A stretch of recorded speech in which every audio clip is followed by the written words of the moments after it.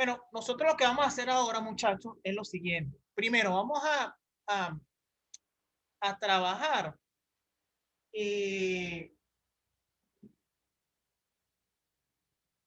verificando este lado de la ecuación de la ley de Faraday. Nosotros vamos a hacer es esto, miren. Bueno, realmente quería, eh, bueno, esta es la parte diferencial, ya la habíamos visto en la clase anterior. Yo lo que voy a trabajar es esto, miren. Acuérdense que habíamos dicho que la forma integral era esta, E por DL. Aquí falta un menos, por cierto. E por DL, pero voy a trabajar es el lado derecho por los momentos, el lado derecho de esta ecuación. El lado derecho es este.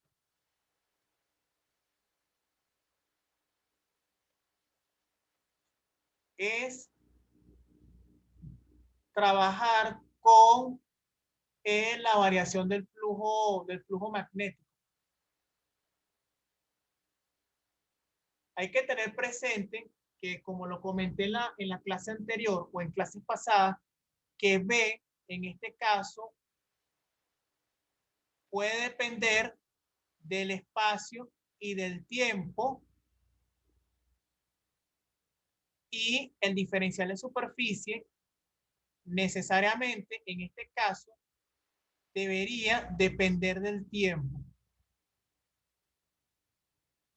o puede depender del tiempo. ¿Por qué?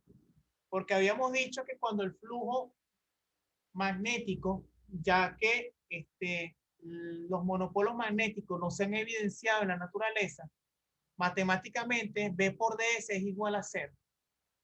¿Qué significa eso? Que una superficie cerrada, el flujo magnético es igual a cero. Pero eso pasa cuando tienes campos estacionarios y una superficie que es siempre la misma.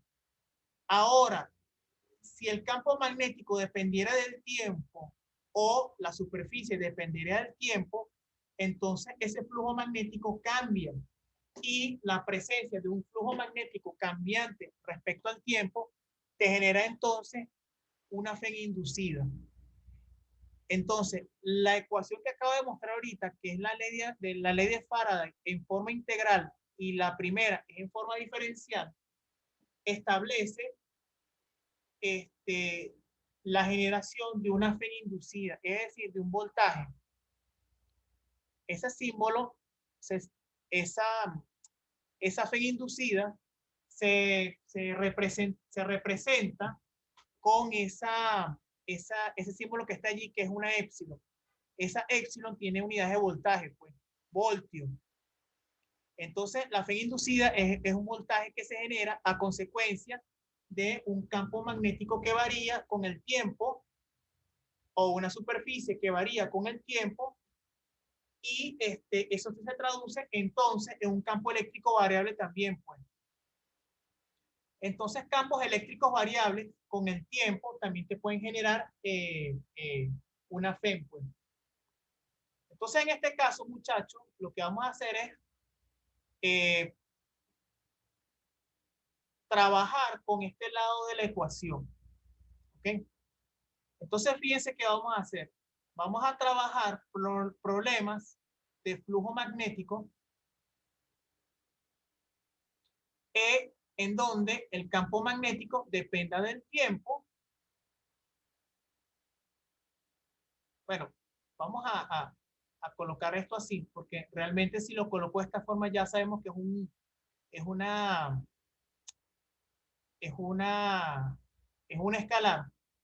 Y la otra situación es esta.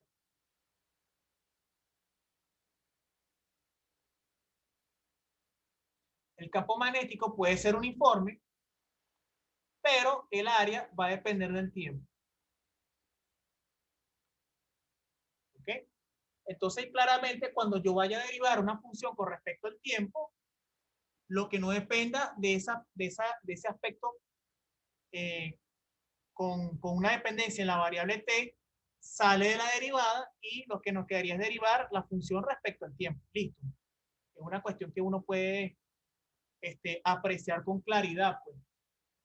Entonces vamos a trabajar este problema así. Vamos a plantear un problema en donde vamos a utilizar esto. En este caso, la corriente eléctrica o intensidad de corriente va a ser escrita así, por I sub 0 por un coseno de Kx menos omega por T.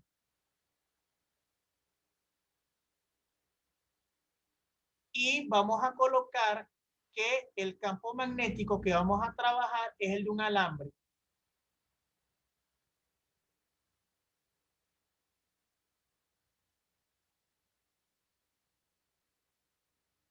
Entonces, ese alambre estaría aquí. Vamos a colocarlo así.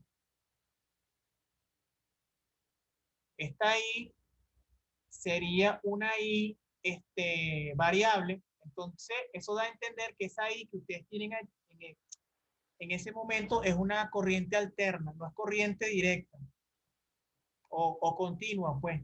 Es una corriente alterna. Corriente continua sería para pues.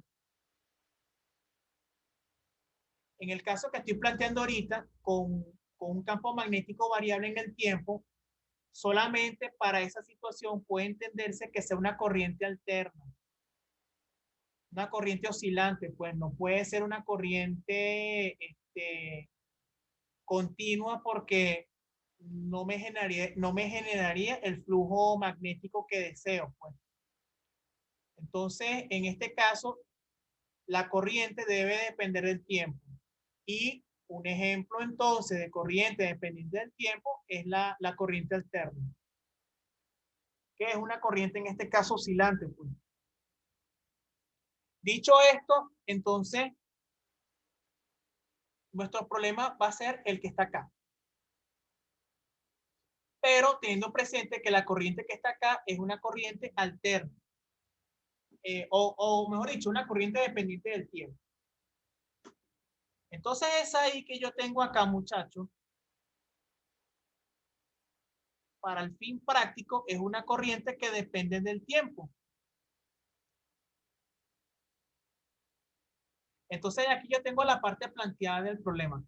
Tengo un campo magnético que genera un alambre en el punto P que se ubica aquí.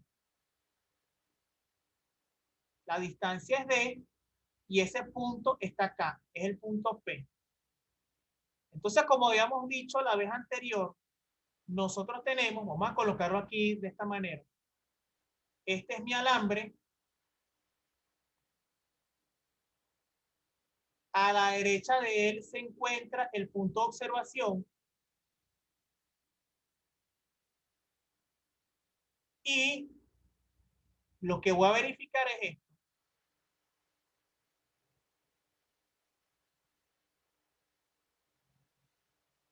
Entonces, esa línea en color amarillo representa el campo magnético cuando entra al punto P. Dense cuenta que como la corriente va en una dirección y el campo magnético lo que hace es abrazarla, entonces ese concepto de abrazarlo significa que está generando son trayectorias circulares. ¿Okay? Salen trayectorias circulares del alambre y van en dirección al punto P. El punto P, recordemos que es este que está acá, el que yo estoy marcando con X. ¿Sí? Entonces, lo que tenemos que hacer es simplemente multiplicar B por A. Ahora, el área en cuestión que tienes allí que atraviesa, puede ser, en el punto P puede estar puede estar una placa de dimensiones A por B, es decir, una placa rectangular. Aquí podría estar una placa rectangular. este punto de acá. Aquí puede estar una placa rectangular. Esa placa rectangular tiene área A. Es decir, aquí en el punto P había una placa. Y en esa placa entra ese campo o sale ese campo magnético. Entonces el flujo magnético, por tanto,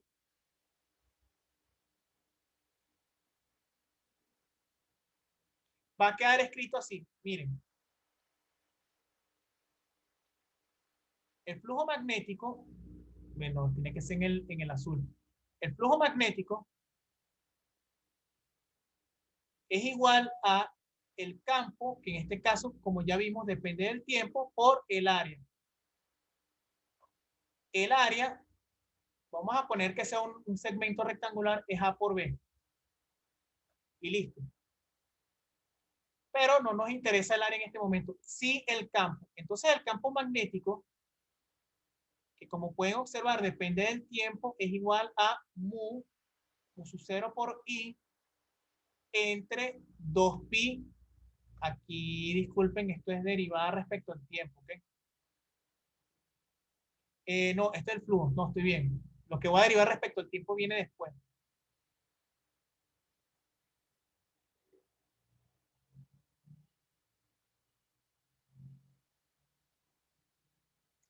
Entonces aquí tendríamos la distancia D.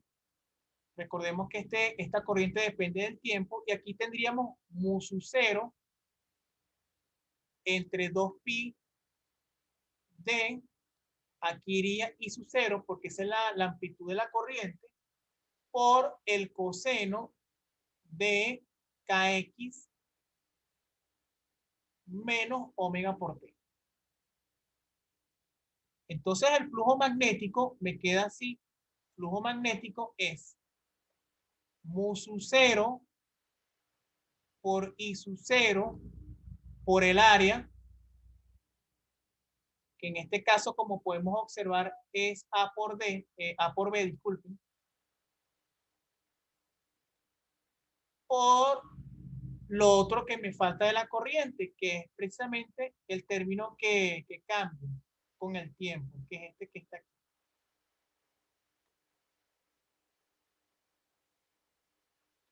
Entonces, la derivada, o como podríamos ver, epsilon, que es la derivada del flujo respecto al tiempo,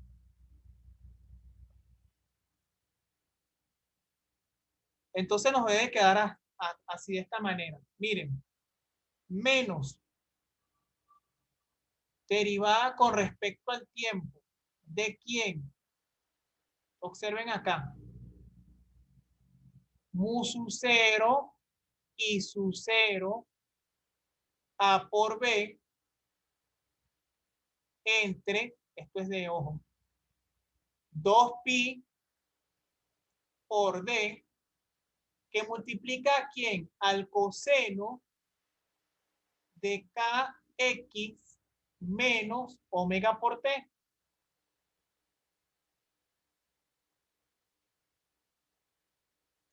Observen que mu sub 0 por i sub 0 por a por b entre 2pi salen de la derivada porque no dependen del tiempo. Lo que nos quedaría entonces es derivar el coseno. Ojo, hay que tener mucho cuidado porque kx menos omega por t también hay que derivarlo porque eso es la función interna. Entonces allí tiene de por sí una especie de regla de la cadena en donde la derivada de la función externa sería la derivada del coseno con el argumento en cuestión por la derivada interna que sería la derivada de quién, de kx menos omega por t. Entonces, teniendo cuidado en eso, vamos a verificar que epsilon es menos mu sub 0 por i sub 0 entre 2pi por D por A por B, este es el primer valor, por la derivada del coseno. Recordemos que la derivada del coseno es el menos seno.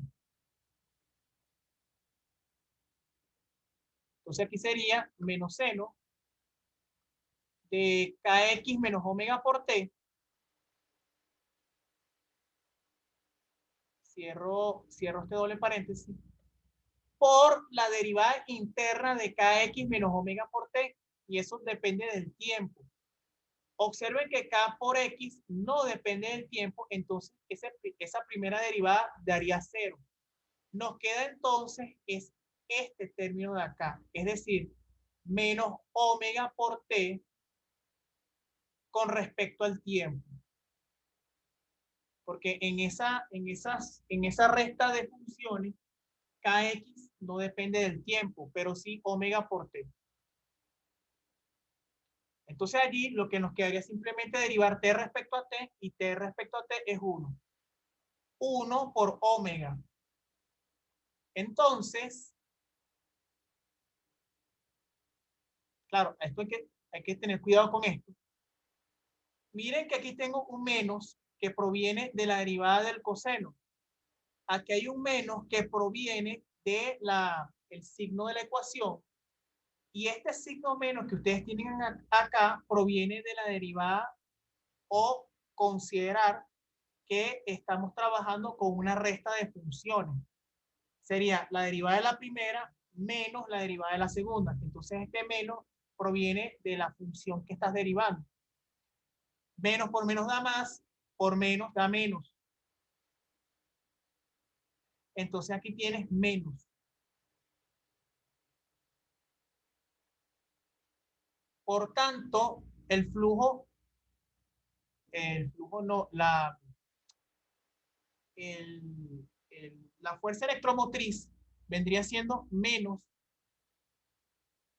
mu sub 0 por I sub 0 por A por B entre 2pi por D omega, y aquí vendría entonces el término oscilante. Aquí no es coseno, sino seno.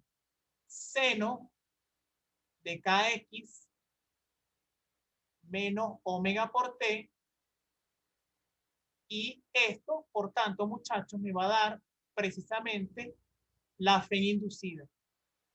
Las unidades de la FEN son voltios. ¿Cómo sé yo que esa relación que está allí me da dar voltios? Por lo siguiente. Nosotros vimos en física 3 que la diferencia de potencial estaba asociada con esto. E por dl, aquí hay un signo menos, E por dl a lo largo de un contorno. Y si ustedes verifican muy bien lo que acabo de escribir ahora, epsilon era precisamente esto.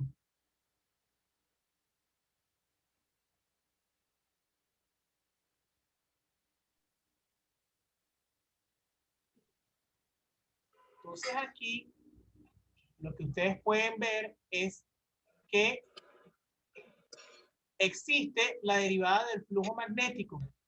Entonces este signo menos que está acá, muchachos, es el signo menos que vendría para acá. ¿Sí?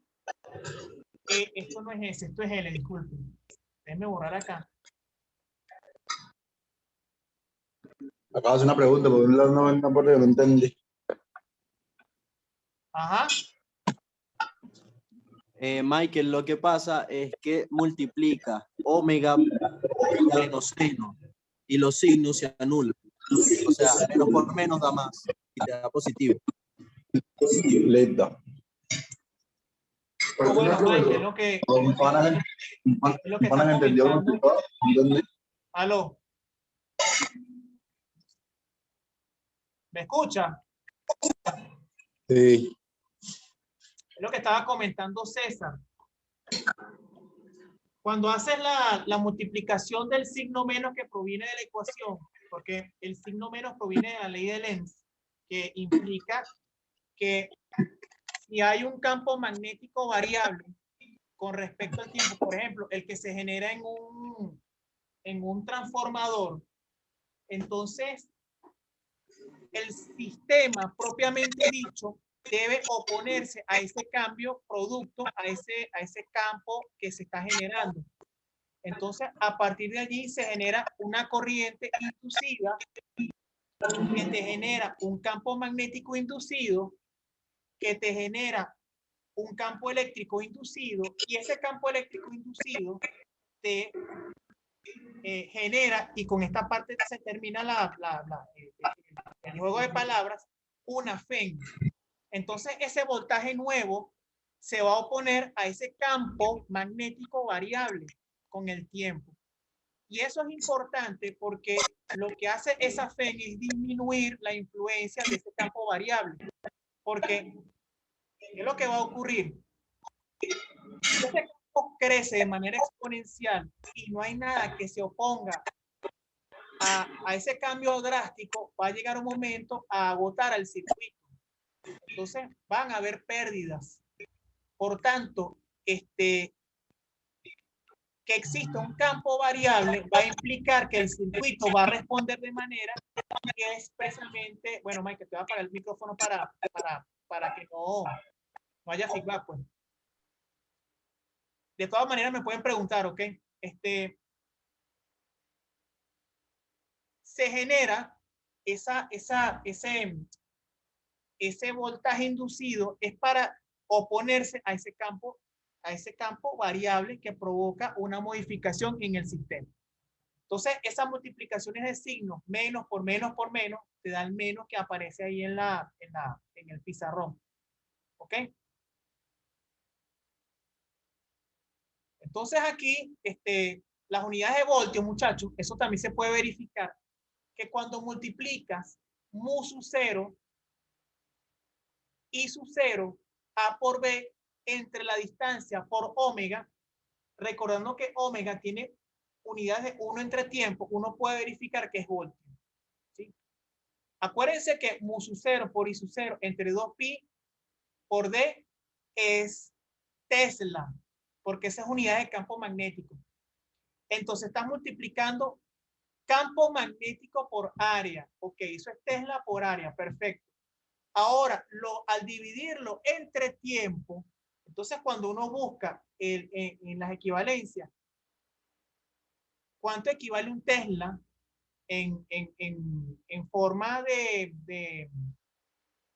¿cómo les digo? En forma de unidades, tú vas a verificar que es Tesla por metro o amperio por metro. Bueno, eso se puede verificar ahorita. Ahorita me dan chance para determinar las unidades de campo magnético. Coloquemos que en el sistema internacional el campo magnético es en Tesla. Vamos a ver aquí si lo hago rápido mientras les explico esa parte. Recuerden que a mí yo no me pongo a estar, yo demuestro las unidades a partir de a partir de, ya déjenme, que alguien me hizo una pregunta aquí. Ok.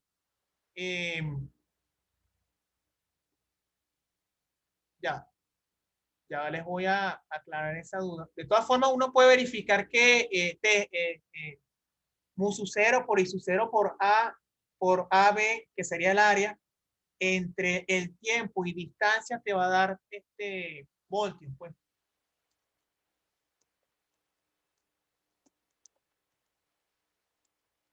Voy a colocar aquí Tesla. De todas formas, eso lo podemos verificar en la otra sesión. Pero a mí lo que me interesa en este momento, y eso se puede verificar directamente en las unidades. A mí me interesa, vamos a retomar acá, que es la idea del pizarrón.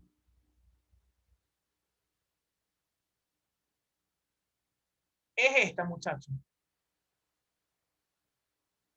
Entonces, si hay un campo magnético variable, te genera una FEN inducido. Y eso fue lo que acabo de verificar acá.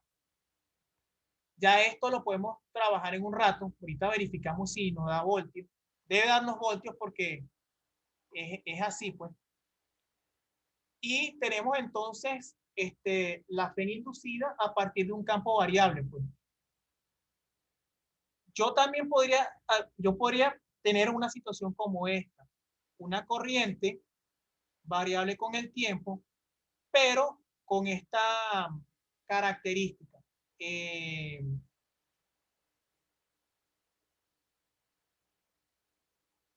Bueno, A por T no. Bueno, sí, A por T.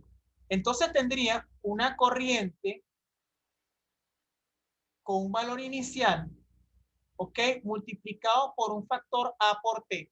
T claramente es el tiempo. Y A, en este caso, podría ser algo muy parecido a esto. Que en este caso debería tener unidades de ¿quién? Unidades de 1 entre tiempo. Eso podría ser, por ejemplo, 30 Hz. O 5 Hz. O la famosa frecuencia que aparece en el osciloscopio, pues 10, 100, 1000, 10.000, 100.000. Entonces, esta omega que está acá tiene un valor dado en ciclos o en hertz y es un valor numérico y dividido por la unidad de tiempo. Entonces, tú también podrías tener un caso como este. Ese campo magnético, por tanto, sería mu sub 0 por I entre 2pi, pero aquí vamos a colocarlo A como omega. Entonces sería mu sub 0 por I sub 0 entre 2pi por este factor que está acá, omega por T. Si aplicamos el procedimiento anterior, entonces sería multiplicar ese campo por el área. Dense cuenta que sería mu sub 0 por A por B entre 2pi por I sub 0 y me tocaría derivar omega respecto a T, omega T respecto a T. ¿Ok? Entonces es algo así, pues. Vamos a colocar acá. Entonces el flujo magnético quedaría así. Mu sub 0 por I sub 0. Acuérdense que aquí estaba el área de la espira ubicada en el punto P. 2pi entre D, y eso estaría multiplicado por omega por T. Y hago la misma operación. Épsilon es igual a menos la derivada con respecto al tiempo, ahora de este campo magnético que depende de esta manera. De esta manera. Entonces observen que aquí tengo mu sub 0 por I sub 0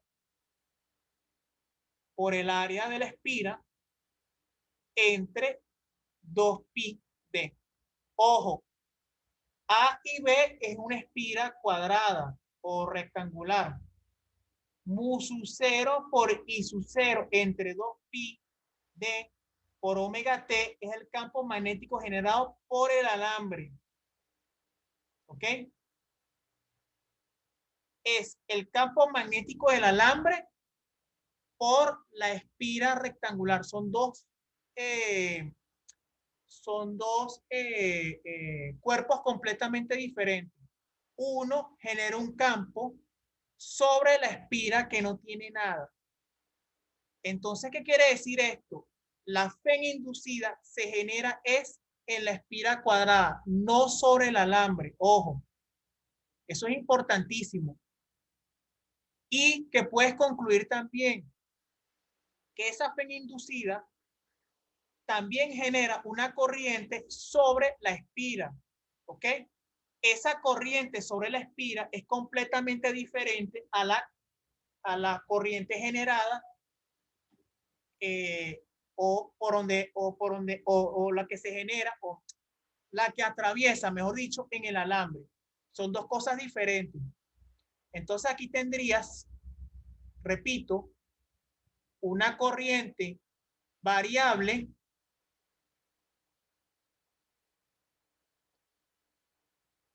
y de este lado tienes una espira en donde se genera una FEN y en donde también se genera una corriente inducida. esa corriente inducida va a ser opuesta a esta que está acá. Eso es importantísimo. No pueden ir en la misma dirección, porque si fueran en la misma dirección, entonces lo que estarías decretando allí es un campo que crece exponencialmente en la espira y violaría el principio de conservación de la energía. ¿Okay? Entonces, esta corriente inducida es contraria a esto y solamente se genera en la espira. ¿Sí? Entonces, efectúan la derivada allí y les va a dar el resultado de la FEN inducida. En la siguiente sesión, muchachos, vamos a continuar con más aplicaciones de la ley de Faraday. ¿Ok? Entonces nos vemos en 5 minutos para continuar la clase. 5 o 10 minutos.